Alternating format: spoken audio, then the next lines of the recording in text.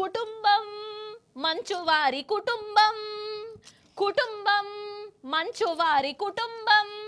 నిజంగా క్రమశిక్షణ అనే మాట ఏడనన్న నేర్చుకోవాలనంటే మన మంచు మోహన్ బాబు సార్ కాడనే నేర్చుకోవాలి అని అంటారు కదా. నువ్వు సార్ మస్తు మంచోడు, ఆయన కుటుంబము మస్తు క్రమశిక్షణ గల కుటుంబం, ఇగో ఇట్లా పేరు పోయింది.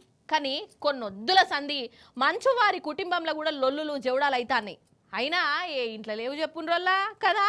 పోలీస్ కేసులు పెట్టుకునుడు, జనరేటర్ల చక్కెర పోషుడు, ఇగో ఇవన్నీ కూడా అయిపోయినాయి. ఇప్పుడు మనోజ్ అన్న నాయన ఇంటి ముంగట్నే ధర్నాకు దిగిండు.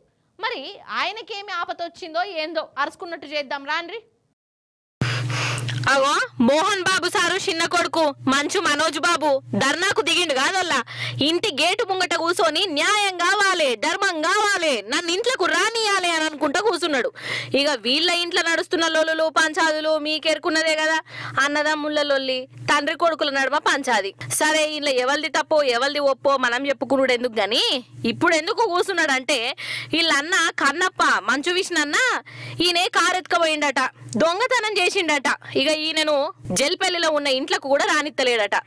నన్నెందుకు రానియరు, నేను త్యాగాలు చేసిన, కుటుంబం కోసం యుద్ధాలు చేసిన, తన్లాడినా అని బాధపడుకుంటా చెప్పుకొత్తాండు. అగ చూడురి ఆగనట పాపం అనిపిస్తున్నదోల్లా. అన్న కోసము ఆడోళ్ళ ఏషం కట్టినా గాని ఈయనను ఓరుస్తలేరట నువ్వు. ఇగో ఓ దిక్కు ఈడ ఇంత లొల్లైతుంటే ఇంకో దిక్కు ప్రపంచం 4 దిక్కులో ఉన్న జనాల కోసం మన విష్ణన్న ఒక గొప్ప శుభవార్త చెప్పిండులో. ఆయన నటించిన కళాఖండం కన్నప్ప సినిమాను జనం మీదికి వదులుతాడట.